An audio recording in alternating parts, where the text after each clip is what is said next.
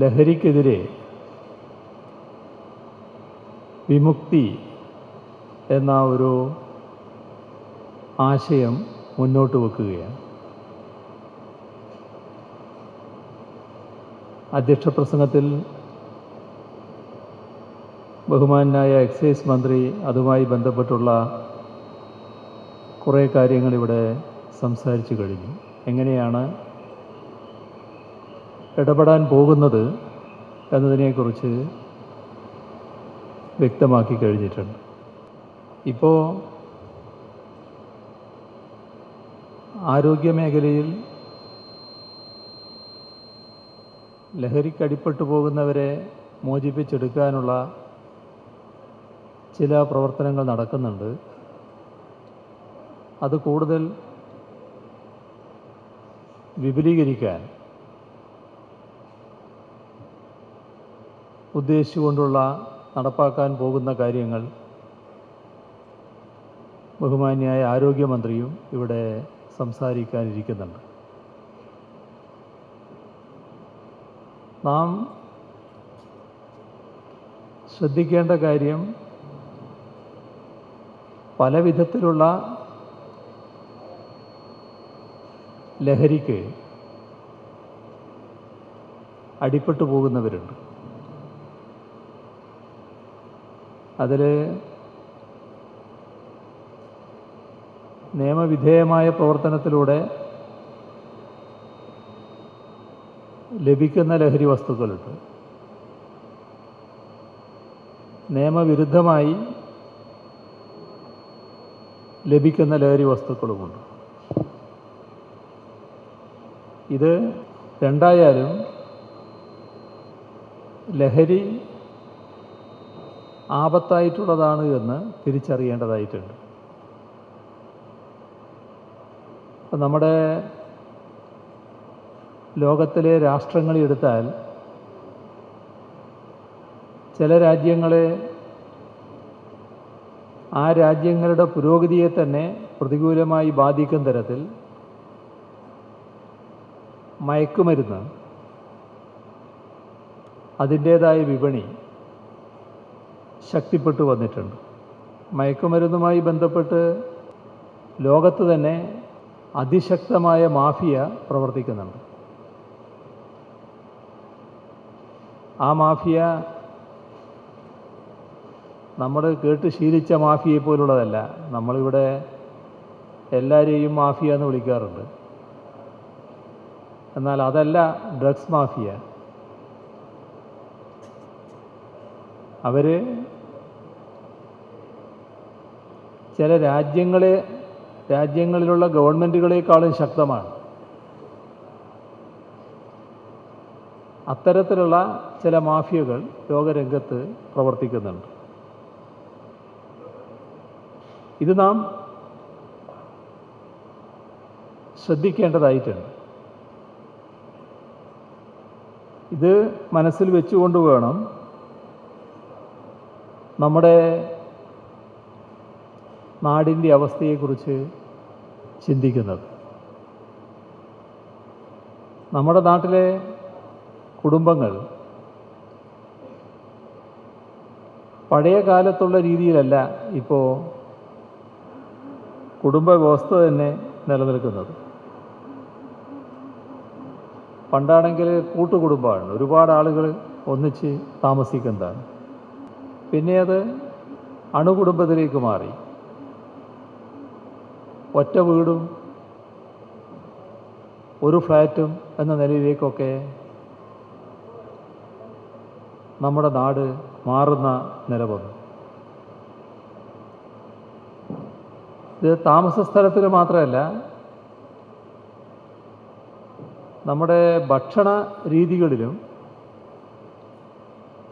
വലിയ തോതിലുള്ള മാറ്റങ്ങൾ നാട്ടിലുണ്ടായിരിക്കുന്നുവെന്നത് നാം കാണേണ്ടതായിട്ടുണ്ട്. നമ്മുടെ നാട്ടിൽ ഒരു കൂട്ടം ആളുകൾ ബർഗറിലേക്കും പിസയിലേക്കുമൊക്കെ ഭക്ഷണശീലങ്ങൾ മാറ്റിയിരിക്കുന്നു എന്നത് തന്നെ കാണാൻ നമുക്ക് സാധിക്കും. ഇതുപോലെ തന്നെ കുടുംബ ബന്ധങ്ങളിലും മാറ്റങ്ങൾ സംഭവിക്കുന്നത് നമ്മുടെ നാടിൻ്റെ ഒരു അനുഭവമായി ഇപ്പോൾ മാറിയിരിക്കുകയാണ്. പഴയ കാലത്ത് ഒരു കുടുംബത്തിൽ ഏതെങ്കിലും ഒരാൾ എന്തെങ്കിലും ഒരു ആഘോഷ ചടങ്ങിലോ ഉത്സവ സ്ഥലത്തോ അങ്ങനെ മറ്റേതെങ്കിലും ഒരു പ്രത്യേക പരിപാടിയുടെ ഭാഗമായോ മറ്റോ ലഹരി ഉപയോഗിച്ച് വീട്ടിലേക്ക് ചെന്നാൽ എല്ലാവരും കൂടി പിന്നീട് അയാൾ ലഹരി ഉപയോഗിക്കാതിരിക്കുന്നതിന് വേണ്ടിയുള്ള സമ്മർദ്ദം ചെലുത്തുമായിരുന്നു. അത് ചിലർ വഴക്ക് പറയലായിരിക്കും, ചിലരെ അകറ്റി നിർത്തലായിരിക്കും. ഏതായാലും അതൊരു ദുശ്ശീലമാണ് എന്ന് ബോധ്യപ്പെടുത്തത്തക്ക രീതിയിലുള്ള ഇടപെടൽ വലിയ തോതിൽ നടക്കുമായിരുന്നു. കുറേയൊക്കെ ഇത്തരം കാര്യങ്ങൾ അകറ്റി നിർത്തുന്നതിന് അത് സഹായിക്കുകയും ചെയ്തിരുന്നു. ഇന്നത്തെ കാലത്ത് കാര്യങ്ങൾ മാറിപ്പോയല്ലോ. നമ്മുടെ നാടിൻ്റെ നില നോക്കിയാൽ ആഘോഷങ്ങളുടെ ഭാഗം അതിൽ ലഹരി കൂടി ഉൾപ്പെടുത്തുന്ന നില വന്നു.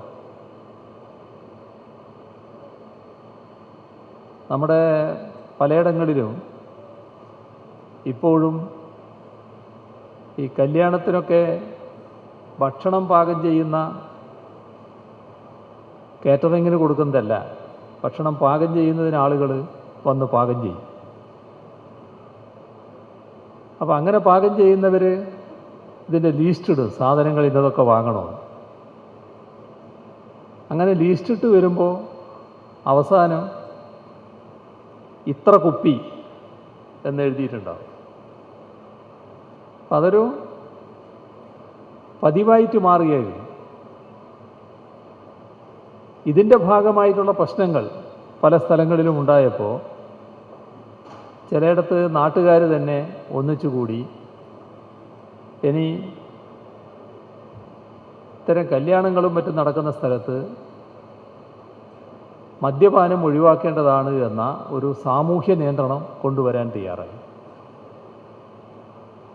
അങ്ങനെ ഇടപെട്ട സ്ഥലത്ത് അതിന് മാറ്റവും ഉണ്ടായി.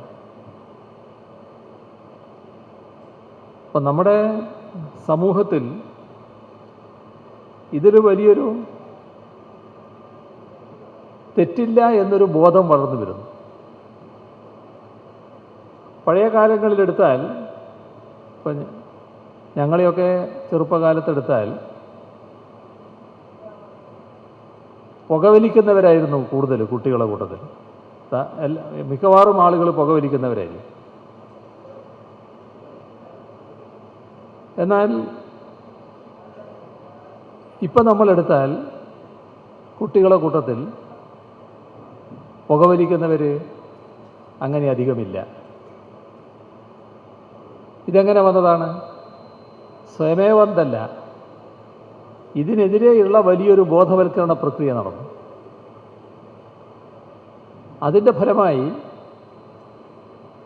പുകവലിയിൽ നിന്ന് വിട്ടുനിൽക്കേണ്ടതാണ്, അത് ആരോഗ്യ പ്രശ്നങ്ങൾ ഉണ്ടാക്കുന്നു എന്ന ബോധം പൊതുവിൽ ഉയർന്നു വന്നു. അതിലൂടെയാണ് പുകവലിക്കുന്നവരെ ഇപ്പോഴും കാണാമെങ്കിലും വ്യാപകമായ പുകവലി ഇല്ലാതായത്. എന്നാൽ നമ്മുടെ കുട്ടികൾ നമ്മുടെ സ്വന്തം കുട്ടികളാണ്, നമുക്ക് ഏറ്റവും അധികം താല്പര്യമുള്ളവരാണ്. അവർ ഈ പുകവലി ശീലം ഉപയോഗിച്ചു എന്ന് പറയുമ്പോൾ പൊതുവെ പരിശോധിച്ചാൽ പഴയതിൽ നിന്ന് വ്യത്യസ്തമായി ഈ ലഹരിയുമായി ബന്ധപ്പെട്ട ദുശ്ശീലങ്ങൾ കൂടിയിട്ടില്ലേ എന്നത് കാണാൻ നമുക്ക് കഴിയും.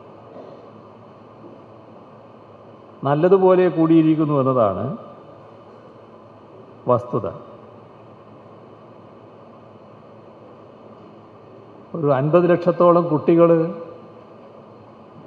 ലഹരിക്കടിപ്പെട്ടു പോകുന്നു എന്ന് കേട്ടാൽ അതൊരു ഞെട്ടിപ്പിക്കുന്ന കണക്കായിരിക്കില്ലേ?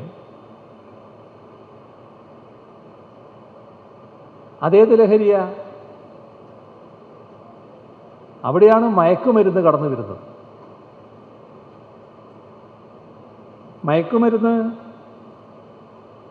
അഫ്ഗാനിസ്ഥാനിൽ നിന്ന്, പാകിസ്ഥാനിൽ നിന്ന്, അത് പല പേരിലാണ്. ഒപ്പിയം, ബ്രൗൺ ഷുഗർ, ഹെറോയിന്, ഇങ്ങനെ പലതാണ് കടന്നു വരുന്നത്.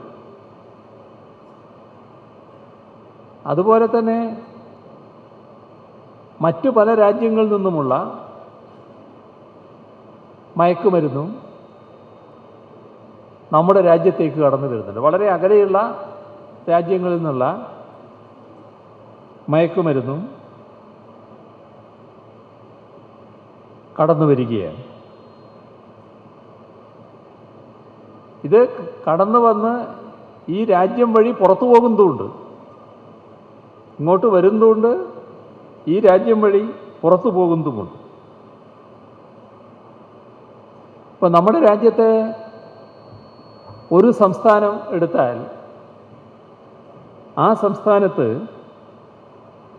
47% പേർ ലഹരി മരുന്നിന് അടിപ്പെടുന്നവരാണ്, ലഹരിക്കടിപ്പെടുന്നവരാണ്. സംസ്ഥാനത്തിൻ്റെ പേരെടുത്ത് എൻ്റെ അടുത്തുണ്ട്, ഞാൻ പറയാതിരിക്കുന്നതാണ്. ഇത് ആ സംസ്ഥാനത്തിൻ്റെ ഒരു നില പരിശോധിച്ചാൽ വളരെ അധ്വാനശീലരും നല്ല രീതിയിൽ എല്ലാ കാര്യങ്ങളിലും ഇടപെട്ട് വന്നവരും ഒക്കെയായിരുന്നു. വലിയ പ്രതികരണശേഷിയുള്ളവരുമായിരുന്നു. പക്ഷേ ആ പ്രതികരണശേഷിയുള്ള ജനങ്ങളെ നിർജീവമാക്കാൻ, നിർവീര്യമാക്കാൻ ലഹരിക്കടിപ്പെടുത്തലാണ് നല്ലത് എന്ന കുബുദ്ധി വേണ്ടപ്പെട്ട കേന്ദ്രങ്ങളിൽ ഉണ്ടായതിൻ്റെ ഫലമായിട്ട് കൂടിയല്ലേ ഈ പ്രത്യേക സംസ്ഥാനത്ത് 47% പേർ വരെ ഇത്തരത്തിൽ കടുത്ത ലഹരിക്കടിപ്പെട്ടു പോകുന്ന അവസ്ഥയുണ്ടായത് എന്ന് ചിന്തിക്കേണ്ടതായിട്ടുണ്ട്. കാരണം അവരെ നിർജീവമാക്കുന്ന നല്ലതായിരുന്നു. അവരുടെ ഇടപെടൽ വലിയ തോതിൽ ഒഴിവാക്കണമെന്ന് ആഗ്രഹിക്കുന്നവർക്ക് നിർജീവമാക്കാൻ ഇതാണ് നല്ലത് എന്ന് തോന്നി.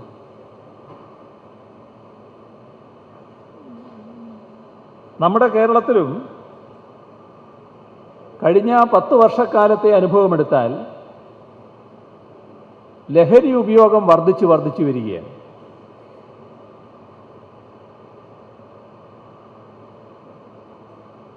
ഇപ്പോൾ ലഹരിയുടെ കണക്കുകളെടുത്താൽ ലഹരി മരുന്നിൻ്റെ ഉപയോഗം 105% വർദ്ധിച്ചിട്ടുണ്ടെന്നാണ് പറയുന്നത്. പാൻ കടകളിൽ നിന്നും മറ്റും കിട്ടുന്ന ഉൽപ്പന്നങ്ങളുണ്ട്. ആ ഉൽപ്പന്നങ്ങളുടെ വർധനവ് 100, 200, 500 അല്ല, 1000% വർദ്ധിച്ചു എന്നാണ്.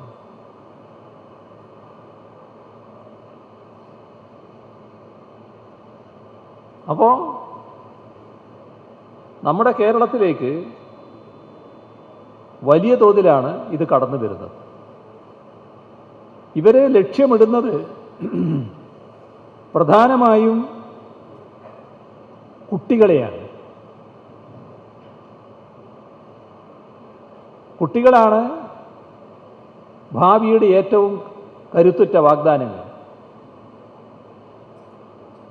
അവരെ നശിപ്പിക്കുക എന്നാണ് ഉദ്ദേശിക്കുന്നത്. നമ്മുടെ സമൂഹത്തിനുള്ള ഒട്ടേറെ പ്രത്യേകതകളുണ്ട്. ആ പ്രത്യേകത നല്ല പ്രതികരണ ശേഷിയുള്ളൊരു സമൂഹമാണ് എന്നത് തന്നെയാണ്. ഈ പ്രതികരണ ശേഷി ഇല്ലാതാക്കണം. അപ്പം അതിന് വളർന്നു വരുന്ന യുവതലമുറയെ ശിശുപ്രായത്തിൽ തന്നെ പിടികൂടി നിർജ്ജീവമാക്കണം. ഇതാണ് നടന്നു വരുന്നത്. ഇതിനുള്ള റാക്കറ്റ് വലിയ തോതിലാണ്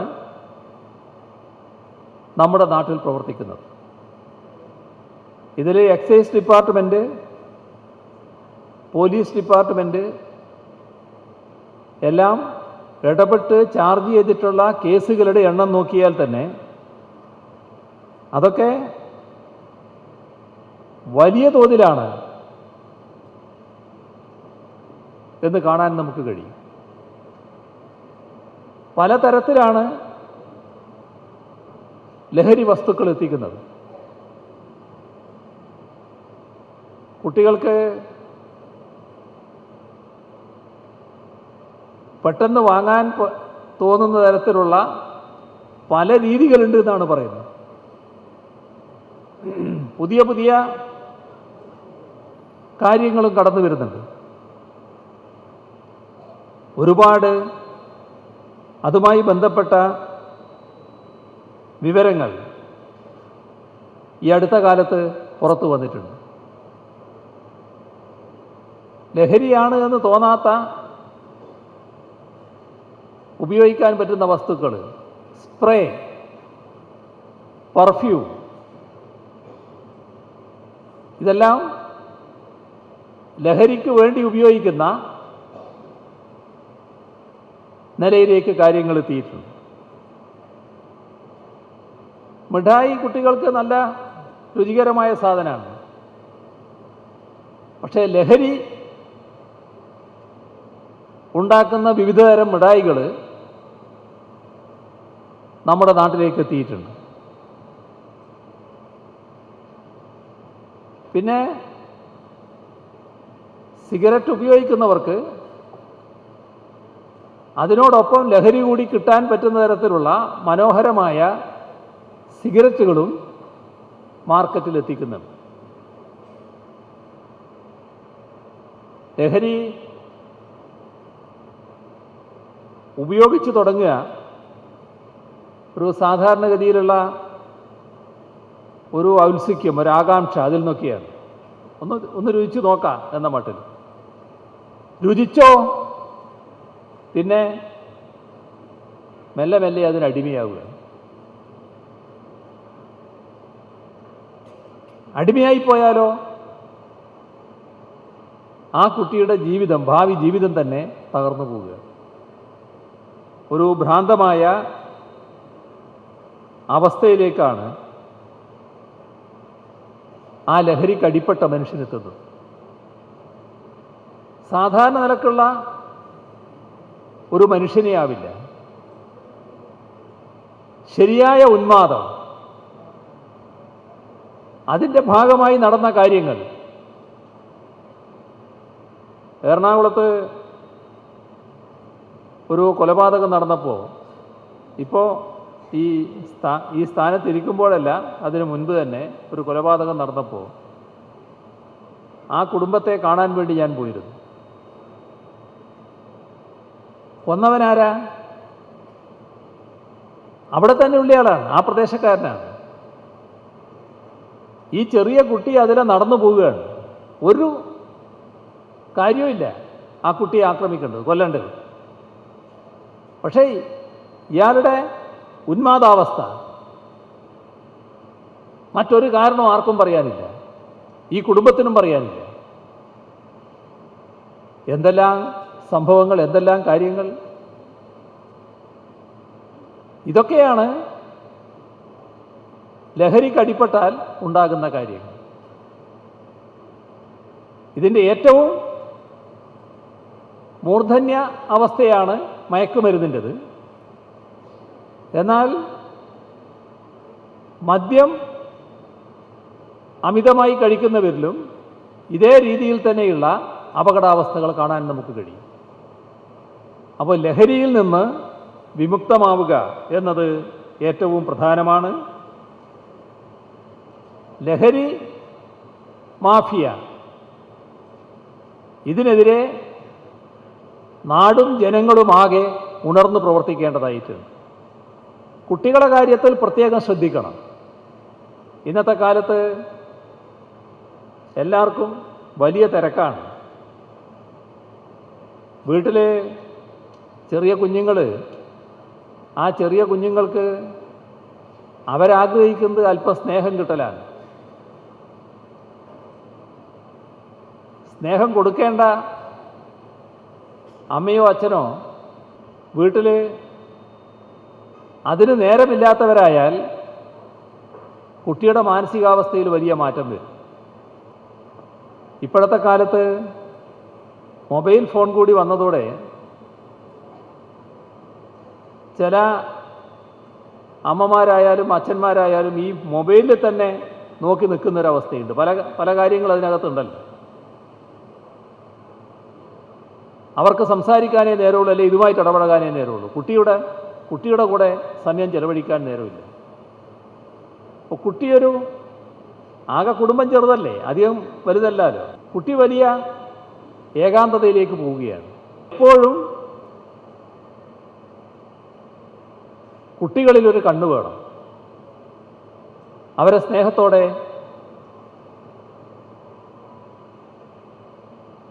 അവരോട് പെരുമാറുകയും അവരുടെ പ്രശ്നങ്ങൾ എന്താണെന്ന് മനസ്സിലാക്കാൻ ശ്രമിക്കുകയും വേണം. അതിനെല്ലാവരും സമയം കണ്ടെത്തണം. അധ്യാപകരും ഇക്കാര്യത്തിൽ നല്ലതുപോലെ ശ്രദ്ധിക്കേണ്ടതായിട്ടുണ്ട്. ഏതെങ്കിലും തരത്തിലുള്ള വ്യതിയാനം ഒരു കുട്ടിക്ക് വരുന്നുണ്ടെങ്കിൽ പെട്ടെന്ന് അവർക്കത് മനസ്സിലാക്കാനാവും. ആ ഒരു കണ്ണ്, ഒരു ഉൾക്കണ്ണ് അധ്യാപകർക്കും ഉണ്ടാവണം. കാരണം ഇതാണ് നമ്മുടെ നാടിൻ്റെ സമ്പത്ത്, നമ്മുടെ ഭാവിയുടെ വാഗ്ദാനങ്ങൾ. അവരെ വഴിതെറ്റിക്കാനും അവരെ പൂർണ്ണമായും നശിപ്പിക്കാനുമുള്ള നീക്കമാണ് ലഹരി മാഫിയ നടത്തുന്നത്. അത് കണ്ടുകൊണ്ടുള്ള ഇടപെടൽ പൊതുവെ സമൂഹത്തിൽ നിന്ന് ഉണ്ടാകേണ്ടതായിട്ടുണ്ട്. സ്കൂൾ പരിസരത്ത് ആ പരിസരത്ത് വരേണ്ട ആവശ്യമില്ലാത്ത ആൾ എന്തിനെത്തി എന്ന് അന്വേഷിക്കാൻ അധ്യാപക രക്ഷാകർതൃ സമിതിയിൽപ്പെട്ടവർ തയ്യാറാവണം. എന്തിനാണ് അങ്ങനെ വരേണ്ട കാര്യം? ഈ പറയുന്ന ലഹരി മാഫിയയുടെ വക്താക്കളായിരിക്കും. അവരുടെ ചരടപടി എത്തുകയാണ്, അവരുടെ കൈകളപടി എത്തുകയാണ്. ഇത്തരം കാര്യങ്ങളിൽ നല്ല ജാഗ്രത പാലിക്കാൻ നമുക്കാവണം. അതോടൊപ്പം ലഹരിയിൽ നിന്ന് വിമുക്തമാവുക, ആ പ്രചരണം ശക്തമായി നടത്താനാണ് സർക്കാർ തയ്യാറാകുന്നത്. ഇതിന്